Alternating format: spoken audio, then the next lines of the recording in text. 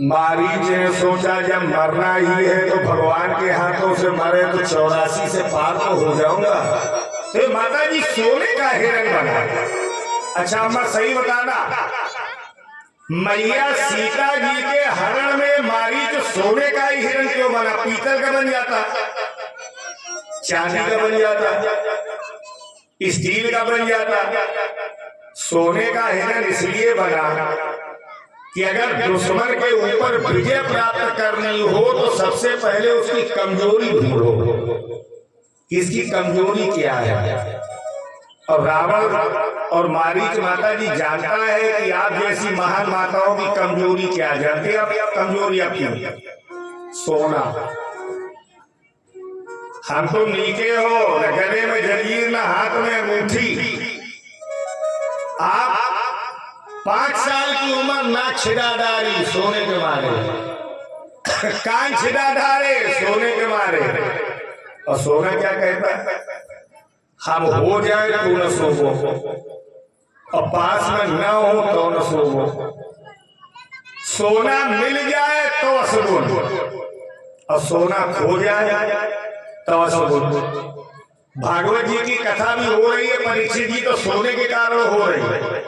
न परीक्षित ने कलयुग को सोने में निवास दिया होता, न मुकुट रखा होता, न कलयुग सवार होता, न मरा हुआ संत समीप महात्मा के गले में डाला होता, न 7 दिनों में मरने का श्राप मिला होता, न भागवत तैयार हुई होती।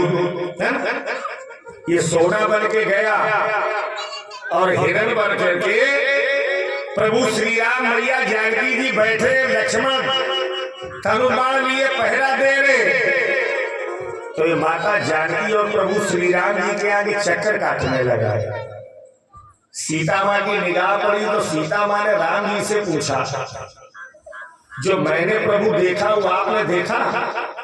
राम जी ने कहा तुमने क्या देखा? अरे सीता जी ने कहा जरा निगाह उठा के देखिए क्या है। ऐसा तो मृग देखा न सुना,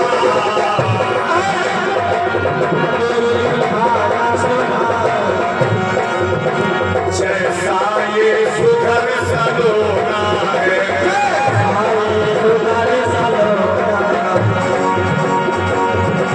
देखो तो सर से पांव तक सारा सोना ही सोना है। सारा सोना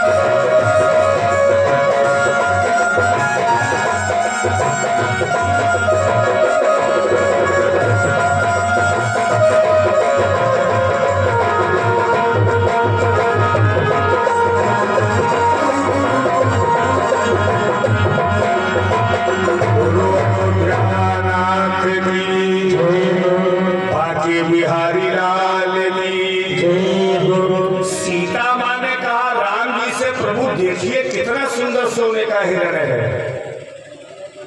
तो राम जी ने कहा सीते अच्छा सही बताना,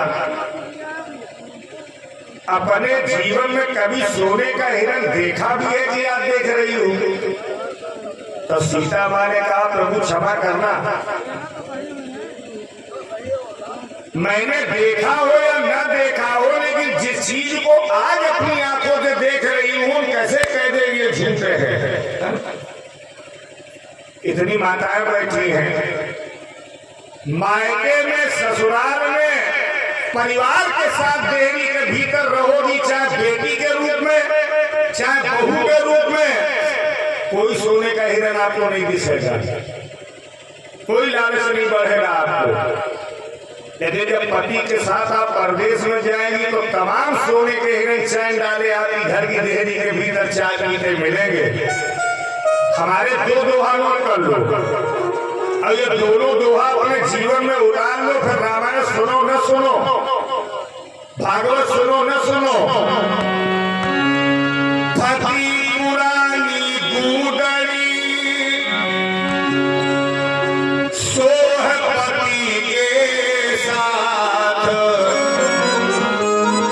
दूसरन के संग चूनरी, तीनों लोग न साथ, अपने घर का दुख भला पर घर का सुख छार, ऐसे कुल की कुलवधू सो कुलवंदिन नारी। मैं एक बात कह रहा हूं, मैक लगा है, पति बिगड़ जाए पत्नी सुधार देगी, लेकिन पत्नी बिगड़ जाए तो पति के खानदान की औकात नहीं है जो पत्नी को सुधार के दिखाते हैं। इसलिए तो बहुत से निवेदन कर रहे हैं, इन्हें तब तक टॉर्चर करो डांटो जब तक ये न बिगड़ पाए, ये बिगड़ गई सब मामला उल्टा, फिर को सुधरने वाला है नहीं। मैं आपसे निवेदन करूंगा, ये वो भारत देश है जिस मिट्टी में हम खेल कूद के पढ़ लिख के बड़े हुए। स्वामी विवेकानंद से पूछा गया, अगर आप भारत जैसे देश में पैदा न हुए होते तो स्वामी विवेकानंद ने कहा मैं कहीं जन्म लेना पसंद नहीं करता, लेकिन जब भी जन्म लेता तो भगवान से यही प्रार्थना करना भारत की पवित्र भूमि में हमें जन्म देना, चाहे किसी भी रूप में देना है ना? बड़ा सम्मान मिला है माता जी आपको। अपनी माँ को भी लोग माँ कह के बुलाते हैं, माँ। इस पृथ्वी को भी माँ कह के बुलाते हैं, धरती माँ। इन जानवरों को भी लोग माँ कह के बुलाते हैं, गौ माता। बहते हुए जल को भी लोग माँ कह के बुलाते हैं। भारत जैसे देश में गंगा मैया, नर्मदा मैया, जमुना मैया, इन पेड़ों को भी लोग अपने भारत में माँ कह के बुलाते हैं। तुलसी माता की किसी पुराण में लिखा देखा बम्बुर बप्पा की? कभी नहीं देखा होगा। आप हैं तो हम हैं, आप हैं तो घर गृहस्थी है, माता जी आप हैं तो इन बच्चों का भविष्य है, और अगर आप हैं तो भक्ति, श्रद्धा और संस्कार तीन के तीनों हमारे भारत देश में परंपरे। राम जी ने समझाया, सीता माँ के समझ में नहीं आया तो राम जी ने एक बहुत अच्छी बात पूछी, सीधे सच बताना, आज हम अच्छे लग रहे हैं या सोने का हिरण अच्छा लग रहा है? तड़ाक से सीता माँ ने जवाब दिया, प्रभु आज इस सोने के हिरण के आगे आप हमें अच्छे। तो भगवान ने कहा, पगली, भगवान के पास रह करके भावना पैदा करनी चाहिए, और तुमने कामना पैदा की वो भी सोने की, नकली सोना। ये तो नकली है, हम तुम्हें असली सोने में लंका में पहुंचाए, जहां अंटा तो सोने का, बगला तो सोने का, हर चीज आपको जिधर देखोगी सोने सोना नजर आएगा। चढ़ाया धनुष बाण और लक्ष्मण से कहा, लक्ष्मण